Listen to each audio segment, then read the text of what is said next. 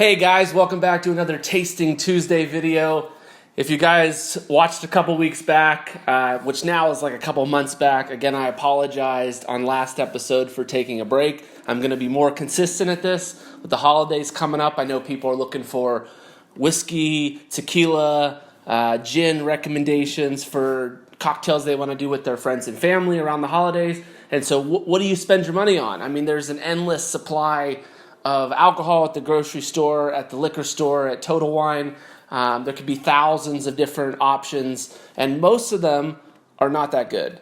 And there is a select few that are really good, and we're going to try and find those on this channel. And if you watched a couple weeks back, I did mention Arberlour 16. I told you I would do a review of it, and today's that review.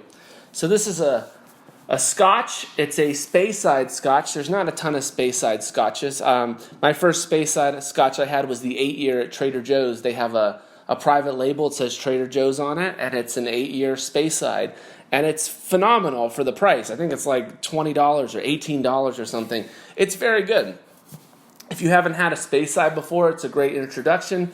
There's not a ton of Speyside Scotches. Even when you look them up, I think Glenfiddich comes up, and maybe even Macallan. But then if you look closer, those come up as like Highland Scotches. So there's a bunch of different regions around Scotland. They make different whiskeys and different styles. Speyside tends to be a little bit lighter, a little bit of sherry wine cask influence into the whiskey. A little more fruit and spice. Not as smoky, not as intense. And this is one of the best whiskeys on the market right now. This is the Arberlour 16. I think in 2021 or 2022, it won on liquor.com for the #1 recommended purchase for Scotch whiskey. 16 years, no cheap feat, no easy feat, I should say. Takes a lot of time to let this whiskey age. I'm sure they mellow different barrels together and to find the ultimate blend that they put into this bottle. And I think when I bought this, it was $80, and after the award, it has shot up. I think it's over $105 now. So this is definitely getting more expensive, and I think it's well-deserved. This is a good whiskey, so let's give it a review.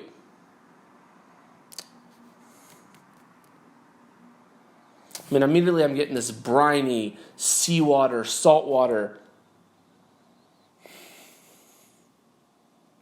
I'm getting that malt. I'm getting the toasted oak.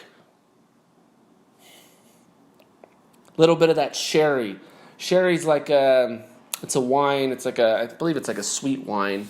A lot of times it's used in the final stages of aging a Scotch to add kind of a nice sweet note to the whiskey. Really, really mellows it out. I'm getting a little bit of that here.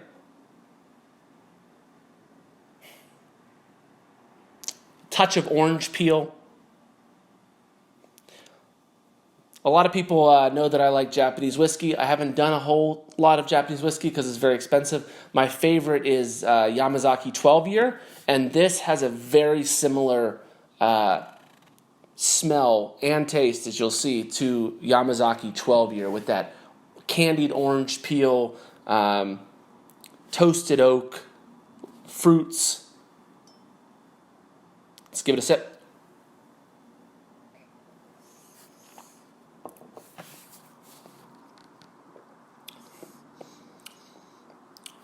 I immediately get that a little bit of smoke and malt. I mean, it's a Scotch, but it's not a smoky Scotch. As soon as you swallow it, becomes like wood, some toasted nuts, some vanilla. You get a lot of that orange peel, orange zest.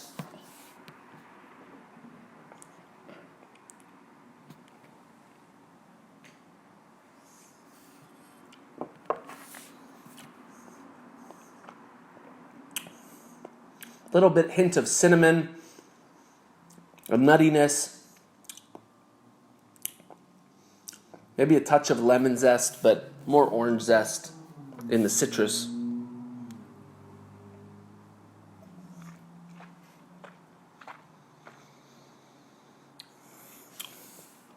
And the final note I'm getting is the salt water, that salty sea water that a lot of these are aged next to the ocean. They have an influence of saltiness. I've definitely heard other Scotch drinkers when I've been drinking at different places, and they'll describe their Scotch as being more salty or briny than other Scotches, and so I definitely get that in this blend.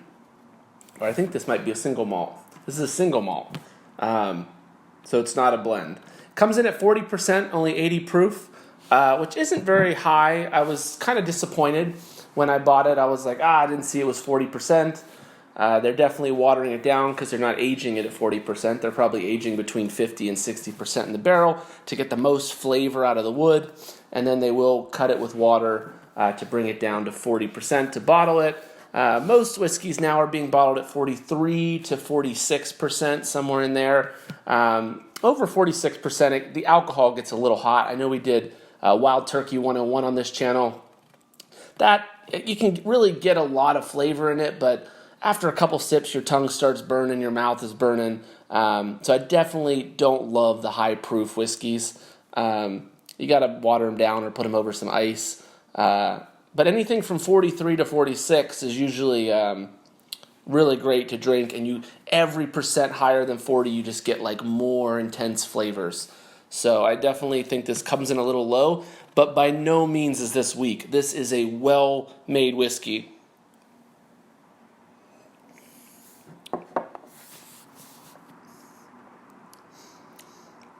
This has all the flavor that you need.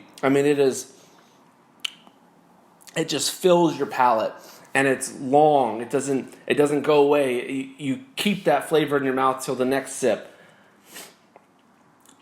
Yeah, it's a lighter, approachable whiskey. This is really great. And I think for a lot of Scotch drinkers who aren't super into it, this is going to be a great buy. If you have an uncle who's like, I only drink Scotch, they've been drinking for 20, 30 years, they know everything, this is also going to blow them away. I think this is a really great addition to your bar cart. If you can find it, I know it's been tough. There is an Arberlour 12, which is also great. We might review it on this channel at some point. I don't have a bottle. I haven't purchased one, but I may have to because the 16s are through the roof now, so I might have to go back to the 12 when I finish this, because I think the 12 comes in at like $50 to $60, a lot more accessible for a lot of people. But this is a home run. I think Liquor.com got this right. I think this is a top-notch whiskey. I don't know if I'd say it's my absolute favorite, but the mellowness, the cinnamon, the orange peel, this is textbook holiday whiskey. By the fire, by the TV, after a meal, Christmas, Thanksgiving, New Year's, you want to have some Scotch. This is perfect. This isn't intense, it's not smoky, it's mellow. You'll be able to sip it all night, and it's going to be a great drink for the holidays this year. And so I'm highly recommending Arberlour 16. It is really good. And my rating on this, I'm going to give this a 8.9 out of 10. I think it's the 40% pushes it just below the 9. I wish it was 43%. I think it would be even better at 43. But at 40, it's still very, very good, and I'll give it a really high rating there. So thank you guys for tuning in today. I hope you get to pick up a bottle of Arberlour 16, or just call some local bars. That's what I do, and say, hey, what do you guys got? What Scotches you got right now? And see if you can find somebody that's got Arberlour 16. It's always worth doing that. Go in the restaurant, pay for a drink for $15, and know if you like it before you spend money to buy the whole bottle. So definitely give Arberlour 16 a try, and we'll see you back here next week for another tasting.